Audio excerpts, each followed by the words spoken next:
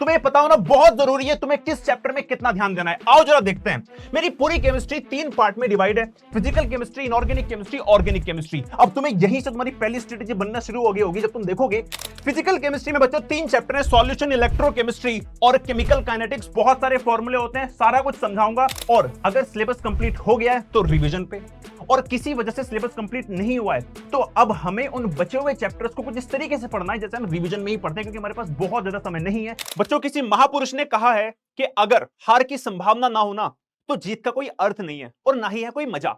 तुम्हें डर लग रहा है सर मेरे एमपी बोर्ड्स के 12th के एग्जाम आ चुके हैं, मुझसे कुछ नहीं हो रहा, मुझसे फिजिकल केमिस्ट्री के फॉर्मूले याद नहीं हो रहे हैं, मुझसे इनऑर्गेनिक केमिस्ट्री के एक्सेप्शनल केस याद नहीं हो रहे हैं, मुझसे ऑर्गेनिक केमिस्ट्री की रिएक्शंस भी नहीं बन रही है, सर क्या करूं? तो बच्चों, अगर तुम इसी कैटेगरी में आते हो तो तुम बहुत सही दिशा में जा रहे हो, क्योंकि तुम उस कैटेगरी के बच्चे हो जिनको एटलीस्ट इस बात का डर है कि मेरी अब क्या बेस्ट स्ट्रेटेजी होनी चाहिए, मैं क्या करूं, कैसे करूं कि मैं किसी तरह इस 70 आउट ऑफ 70 के मार्क को छू लूं। और अगर बच्चों तुम यही सोच रहे हो तो तुम बहुत सही जगह पे आज बैठे हो, बहुत सही वीडियो को देख रहे हो, क्योंकि इस वीडियो में तुम्हारा बड़ा भाई, तुम्हारा मेंटर आकाश त्यागी, यहां पे मैं तुम्हारे लिए एक ऐसी वीडियो लेके आया हूं केमिस्ट्री की स्ट्रेटेजी के लिए जो तुम्हें बहुत करीब ले जाके खड़ा कर देगी तुम्हारे 70 आउट ऑफ 70 के मार्क के पास। अब समझते हैं कि केमिस्ट्री को कैसे पढ़ाया जाएगा इस चैनल पे और तुम क्या क्या स्ट्रेटेजी लगा सकते हो, क्योंकि बच्चों गधे और घोड़े में अंतर होता है। गधा बहुत मेहनत करता है लेकिन घोड़े की कभी बराबरी नहीं कर पाता। ऐसे तुम्हारे साथ भी है, बहुत सारे बच्चे मेहनत करते हैं लेकिन तुम में ऐसा क्या है, तुम्हारे पास ये स्ट्रेटेजी है या नहीं, ये तुम्हें बाकी लोगों से अलग बनाती है। और हम देखने वाले हैं कि हम केमिस्ट्री में क्या करेंगे। बच्चों, मेरा सबसे पहला काम पता है क्या है? तुम्हें यह बताना कि कौन कौन से चैप्टर्स का क्या क्या वेटेज है। तुम्हें यह पता होना बहुत जरूरी है तुम्हें किस चैप्टर में कितना ध्यान देना है। आओ जरा देखते हैं। मेरी पूरी केमिस्ट्री 3 पार्ट में डिवाइड है, physical chemistry, inorganic chemistry, organic chemistry. अब तुम्हें यहीं से तुम्हारी पहली स्ट्रेटेजी बनना शुरू हो गई होगी जब तुम देखोगे कि यार फिजिकल केमिस्ट्री आती है 23 मार्क्स के लिए, इनऑर्गेनिक आती है 14 के लिए, ऑर्गेनिक केमिस्ट्री आ रही है बच्चों 33 मार्क्स के लिए। बहुत ज्यादा इंपॉर्टेंट है और बहुत ज्यादा फंसाती है, क्योंकि तुम्हें बहुत सारी केमिकल रिएक्शंस को याद करना पड़ता है जो मैं तुम्हें नहीं करवाऊंगा। मैं तुम्हें हर केमिकल रिएक्शन की कहानी सुनाऊंगा। यहां पे तुम्हारे लिए बहुत ज्यादा इंपॉर्टेंट है इस क्लास में बने रहना और मेरी सारी केमिस्ट्री की वीडियोस को चैनल पे देखना, क्योंकि बहुत अमेजिंग तरीके से मैं ऑर्गेनिक केमिस्ट्री कराने वाला हूं। मेरी खासियत ही यहां पे है। ठीक है, आ जाओ जरा। फिजिकल केमिस्ट्री में बच्चों 3 चैप्टर है, सॉल्यूशन, इलेक्ट्रोकेमिस्ट्री और केमिकल काइनेटिक्स। बहुत सारे फॉर्मूले होते हैं, सारा कुछ समझाऊंगा। और तुम्हें एक बात ध्यान देनी है बच्चों, तुम्हें सबसे पहले देखना है कि इलेक्ट्रोकेमिस्ट्री पूरी केमिस्ट्री में इज द ओनली चैप्टर जो अकेला 9 नंबर का है बच्चों। बहुत ज्यादा इंपॉर्टेंट है, इसमें हम बहुत ज्यादा फोकस करने वाले होंगे क्योंकि बहुत ज्यादा इंपॉर्टेंट है, हाई वेटेज है।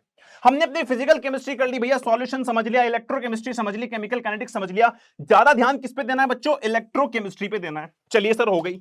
इसके जस्ट बाद हम कूद जाएंगे अपनी ऑर्गेनिक केमिस्ट्री पे, क्योंकि ये तो हमने समझ लिया सारा कुछ। ठीक है, ऑर्गेनिक केमिस्ट्री में हम बहुत ज्यादा ध्यान देने वाले हैं, 33 मार्क्स की है। हमारे पास पहला chapter halo alkane, hello arene, alcohol, phenol, ether, aldehyde, amines, biomolecules. ध्यान से देखना बच्चों, सारे चैप्टर इंपॉर्टेंट है लेकिन ये वाला चैप्टर बहुत ज्यादा इंपॉर्टेंट है। समझ आ गई बात?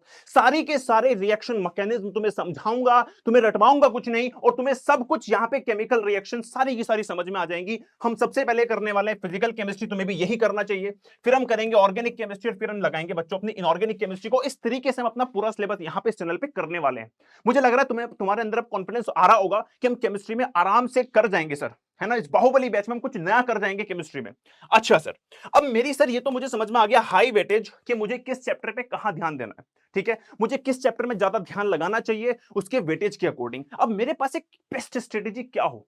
देखो बच्चों, तुम किसी भी कैटेगरी के बच्चों, चाहे तुम्हारा सिलेबस कंप्लीट हुआ हो ना हुआ हो, तुम थोड़े कमजोर हो, तुम बहुत अच्छे हो पढ़ाई में, मैं सबके लिए बात कर रहा हूं, यहां पे ध्यान से समझना होगा।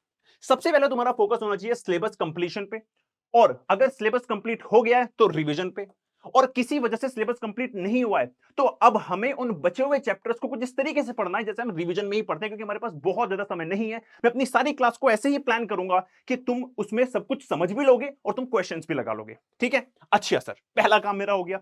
बच्चों, उसके बाद तुम्हें ध्यान देना है पीवाई क्यूज पे, क्योंकि यहां से तुम्हें आइडिया लग जाएगा कि यार एग्जामिनर क्वेश्चंस को बनाता कैसे है, तुम्हारे पास कैसे एग्जाम क्वेश्चंस फ्रेम करके आएंगे, तुम्हें एग्जाम में कैसे आंसर्स को फ्रेम करना है। ठीक है सर, पीवाईक्यूज हो गए। बच्चों, पीवाईक्यूज लगाने के बाद तुम्हें सैंपल पेपर सॉल्व करने हैं, जिससे कि तुम्हें आइडिया हो जाए कि 3 घंटे में मुझे अपना केमिस्ट्री का पेपर कैसे सॉल्व करना है। सारी चीजें मैं कराऊंगा यहाँ पे, इसी चैनल पे करवाऊंगा, टेंशन मत लेना। चलिए सर, सैंपल पेपर हो गया। और फाइनली तुम्हारे लिए इस प्यारे से चैनल पे बच्चों टेस्ट भी आने वाले हैं। टेस्ट देके तुम्हें समझ में आएगा कि तुम कहां स्टैंड कर रहे हो।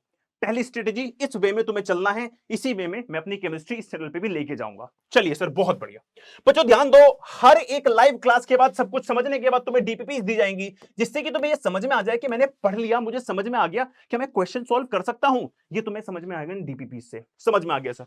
अब फाइनल स्ट्रेटेजी जो तुम्हें याद रखनी है बच्चों, तुम्हारा पूरा का पूरा सिलेबस है, तुम्हें क्या करना है बच्चों, अपने इस पूरे सिलेबस को, सारे चैप्टर्स को 3 पार्ट में डिवाइड करना है। कौन से चैप्टर्स तुम्हारे स्ट्रॉन्ग है, कौन तुम्हारे मीडियम है, कौन तुम्हारे वीक है। जितने भी स्ट्रॉन्ग चैप्टर्स हैं, तुम जानते हो कि मैं ऑलरेडी बहुत अच्छा हूं इन चैप्टर में, इसकी डायरेक्ट क्वेश्चन प्रैक्टिस करो, इसकी डायरेक्ट क्वेश्चन प्रैक्टिस करो, इसमें ज्यादा समय लगाने की जरूरत तुम्हें नहीं है, क्योंकि समय हमारे पास इतना है ही नहीं। अच्छा, जो तुम्हारे मीडियम है, जो तुम्हें लगता है कि यार बहुत अच्छे भी नहीं है लेकिन बहुत खराब भी नहीं है, इनमें तुम शॉर्ट नोट्स बनाओ और रिवीजन करो। सर शॉर्ट नोट्स कैसे बनाते हैं मैं क्लास में बताऊंगा, क्लास में आना, तुम्हें बताऊंगा शॉर्ट नोट्स बनाते कैसे हैं, उससे बनाऊंगा, रिवाइज करूंगा, डायरेक्ट क्वेश्चन प्रैक्टिस लगा दूंगा। उसके बाद जो तुम्हारे बहुत वीक है, तुम्हें लग रहा है ये चैप्टर तो मुझे बिल्कुल भी नहीं आते, तुम मेरी क्लास देखोगे, देखने के बाद तुम रिवीजन करोगे, ज्यादा डेप्थ में जाने की जरूरत नहीं है अगर तुम्हें लगता है बहुत ही ज्यादा वीक है, क्योंकि समय कम है। लेकिन उसके बाद ध्यान रखना, तुम इस चैप्टर के सारे इंपॉर्टेंट पीवाईक्यूज जो हर साल लगातार आए जा रहे हैं, बार बार रिपीट हो रहे हैं, कभी 2020 में आ गया, कभी 18 में आया था, कभी 22 में आ गया, तुम्हें उन क्वेश्चंस को बहुत अच्छी तरीके से लगाना है, क्योंकि इन क्वेश्चन से तुम्हारे मार्क्स बनेंगे। ये हमारी स्ट्रेटेजी होने वाली है इस चैनल पे, और मैं समझता हूं कि तुम अब सारी बात समझ गए होगे कि हम क्या करने वाले हैं। मिलते हैं अपने बाहुबली बैच में इसी एक्साइटमेंट के साथ, इसी एनर्जी के साथ। Bye everyone, bye guys.